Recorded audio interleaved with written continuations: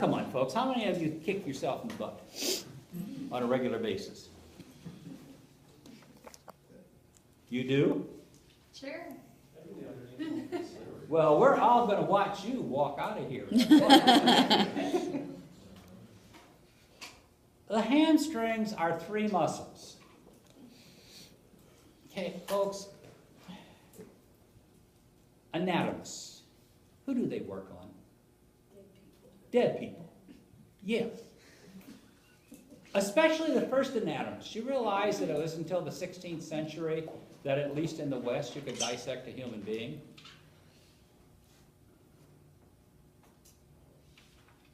The church wouldn't allow it. And then the church decided we're just going to be in charge of the soul and the doctors can have the body. There was a change in thinking about that time. Now, for those of you who have been in medical terminology with me, we talk a little bit about how the language changed and how sometimes things are confusing. One could argue that there should either be 4 muscles or 2 muscles. What does biceps mean? 2 heads. So the biceps has 2 parts. The other side, you have 2 muscles. But one part of the biceps is different from the other 3. So why were these put together? Because whoever saw it first decided that.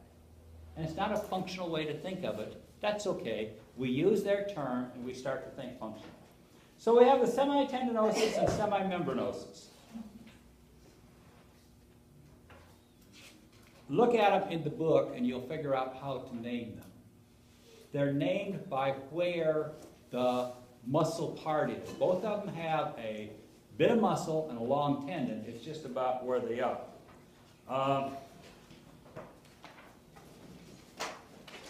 The semitendinosus is a lot of muscle and it ends in a long tendon. The semimembranosus is a long tendon that ends in a lot of muscle. They both go from the ischial tuberosity. There, you found that. How do you know, what's the best way to palpate the ischial tuberosity? Knee flexion. Huh?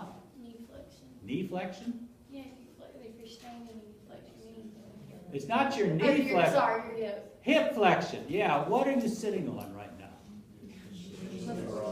Where would you expect a patient confined to a wheelchair to develop a pressure sore? Ischial tuberosity. Okay.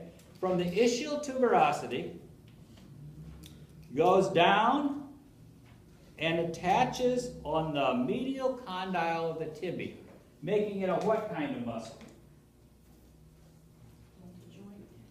2 joint. Multiple joints fine, but it's a 2 joint muscle. Who cares? I care.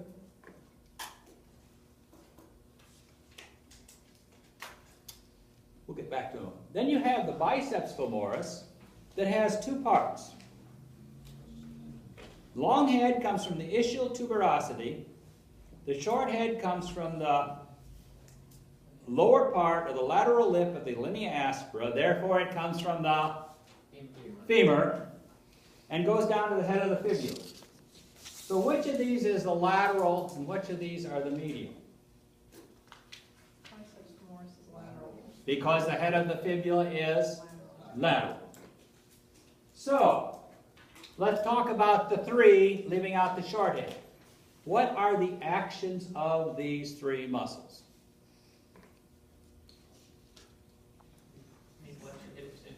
It comes posterior to the hip, so it's a hip extensor.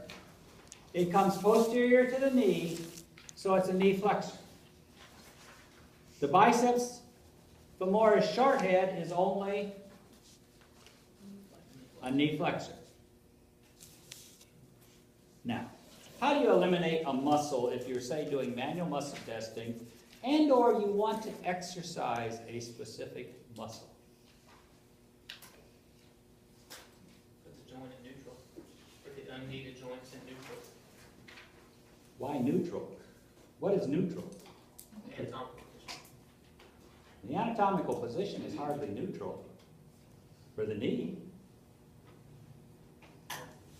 What term am I looking for here?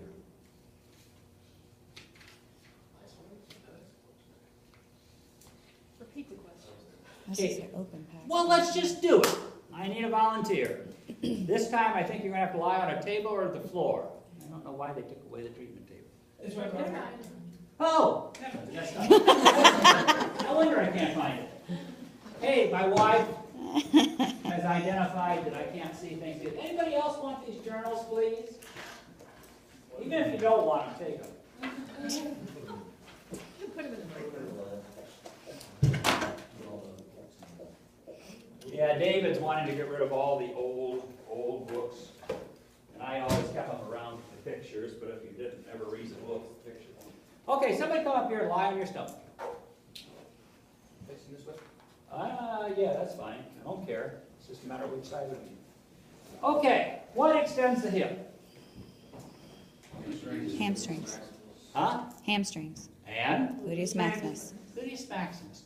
What if I only want the gluteus maximus to extend the hip? Put the knee in flexion. Huh? Put the knee in flexion, Why? because you've got to take you got to take the hamstrings out of the equation. And how does that take it out of the equation? It puts a slack on I want a Sorry. term. It's passive. Instead of you flexing it, you're passively. No. I want a term. Is it close to that? Close by. No. You're isolating the gluteus maximus? How? Close to me. Why would the hamstrings not work? Okay, I need somebody to come up and feel. One of you ladies can come up here and feel this. Okay. I thought you were brave enough. You gave me enough trouble in medical terminology. Easy to remember. Well, you sat up front. How could I forget you? Okay, I used to do an activity on the first day of the PTA program in the first lab. We would actually do this. And when I got done, I asked him, now what have you learned? Well, what I was going for is I've learned I can touch someone's butt and no one dies. Now, why don't you put your hand right here? Is it okay if I put it in? Okay, now raise your femur up. You don't have to push down. Okay, now do you feel, other hand right here, you feel muscles? Now, I want you to slowly bend your knee. What happens there? It relaxes these. Okay, step back a bit. Here it's relaxed. Here it's working. Yeah. Now, why would it suddenly relax right here? Gravity's going to tilt it towards the midline of the body, and so it doesn't have to work anymore to stay flexed at the knee. I want to switch what you say. What will happen if the hamstrings keep working? Yeah, they'll shorten. They've been shortening. All the way up there, they've been shortening. What will happen?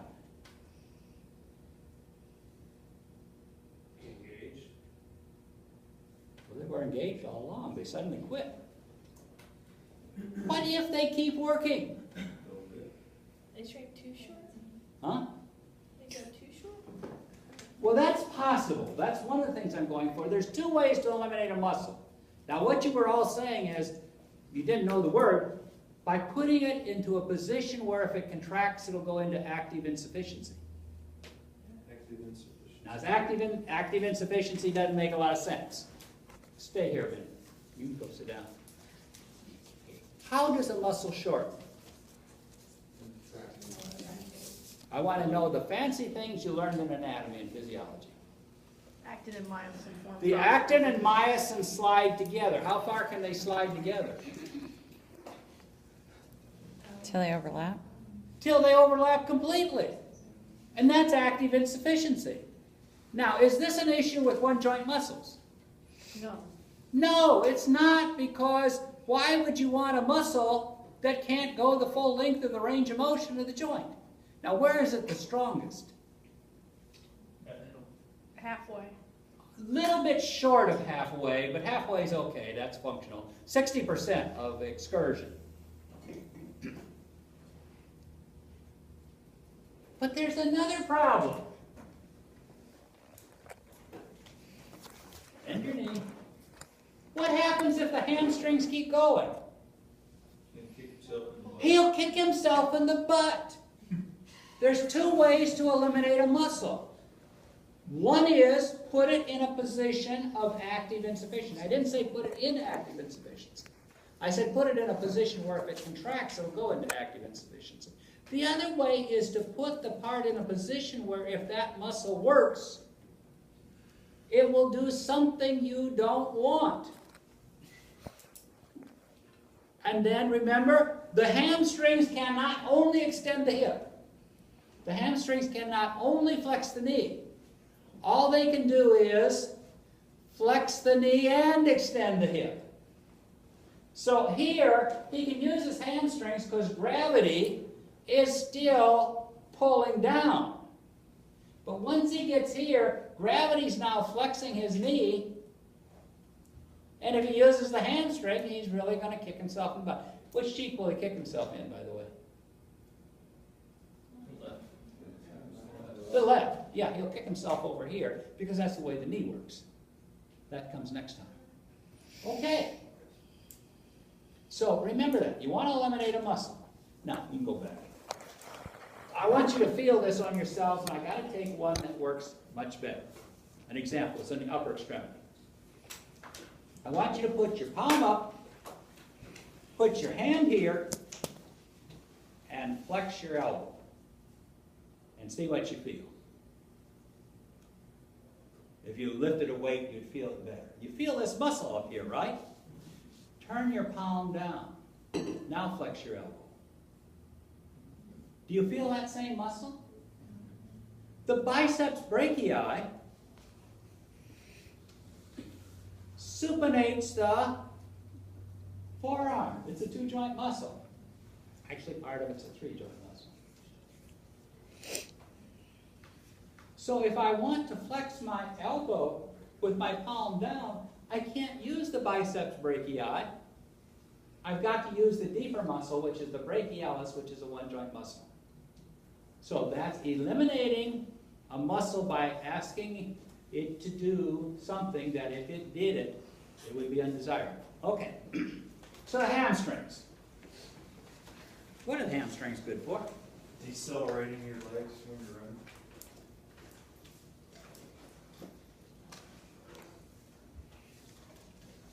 And also flexing the knee so you can clear your toes.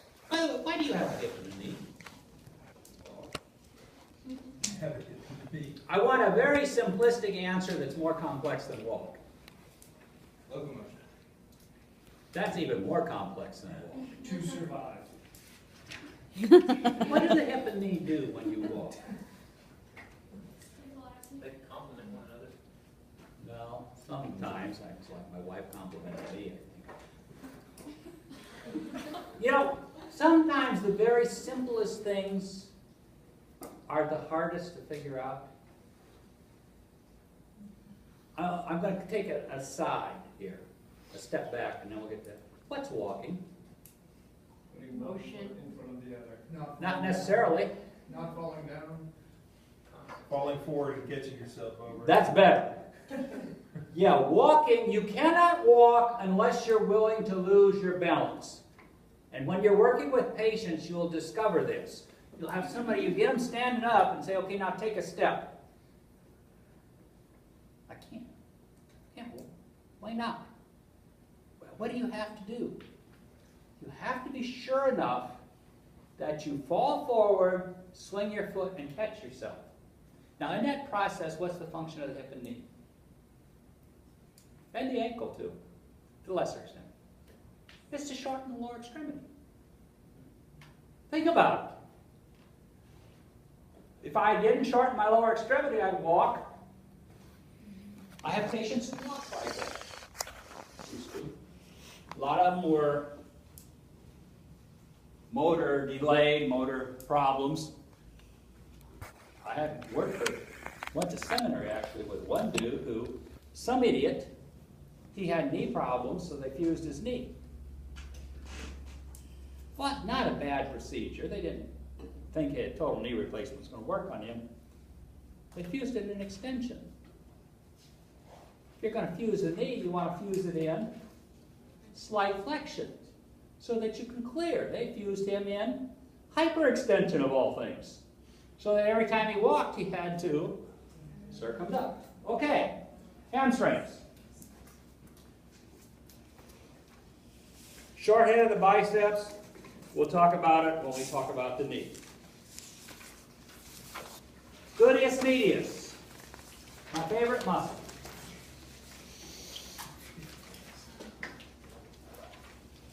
Lateral surface of the ilium below the crest wraps around the femur to attach to the superior lateral side of the greater trochanter. In other words, it goes from here to here.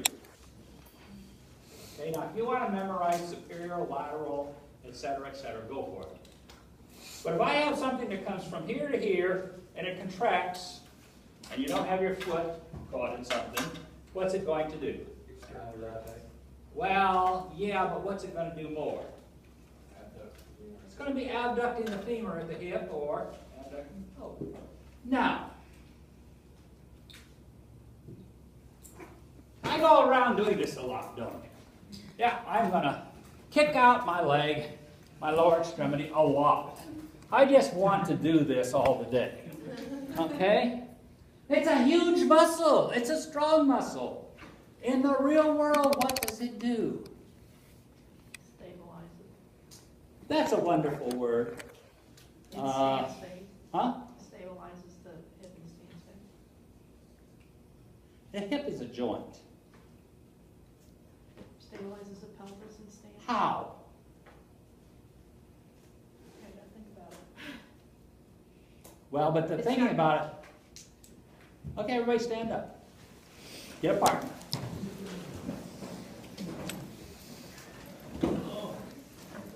Now, I want you to palpate your partner's gluteus medius.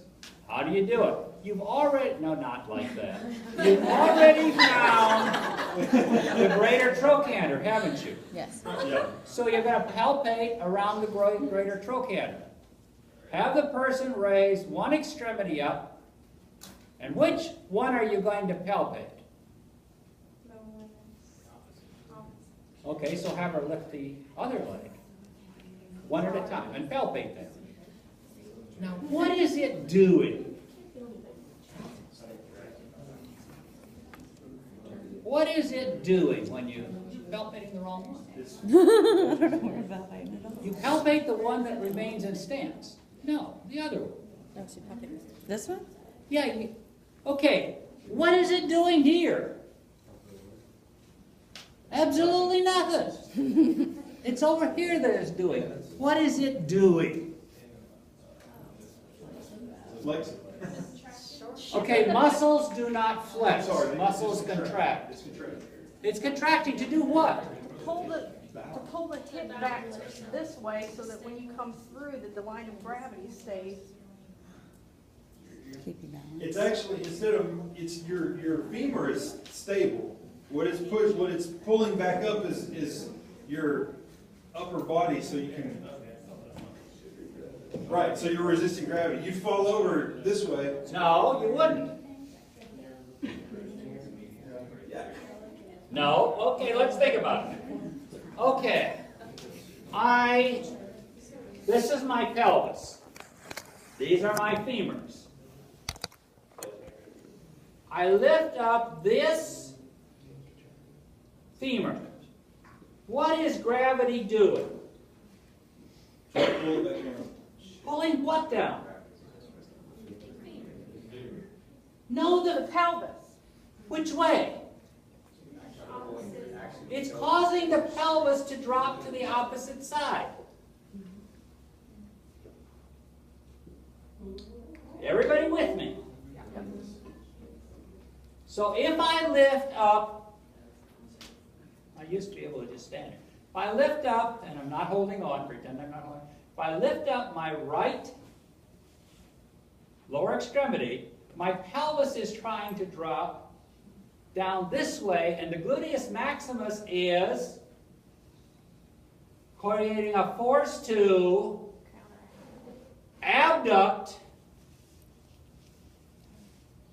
the pelvis at this hip. Gravity is adducting. And the gluteus medius is preventing drop. Sit down and think a minute now. I mentioned Mae West. Somebody said she was an actress. That's not what the old people remember her as. She's a supermodel. But she was an actress. She did that big hair. She had a lot of statements. When I'm good, I'm very good. When I'm bad, I'm really bad. But she walked in a certain way. I'll try this today if my knee is hurting. But the students always mention this at the graduation. I'm not going to be at your graduation, so you don't have to mention it. Oops, I can't do it very well anymore. No. There. I can't do it. Her hips would drop. Now, if we had all of you get up and walk, we would see some of you, your hips drop quite a bit. Some of you, your hips don't drop much. Now, what happens if I've got a weak gluteus medius? Either I'm going to drop my pelvis, or I'm going to do what?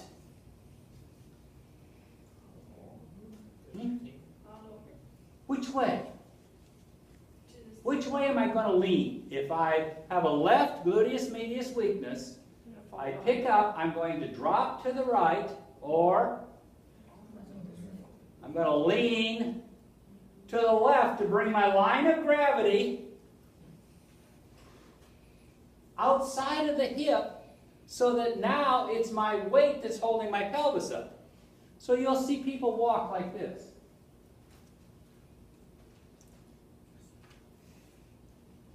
And one cause is gluteus medius weakness. So this is the function. Like I said, I don't go around a lot doing this.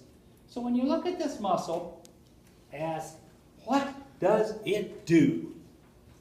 What does it do?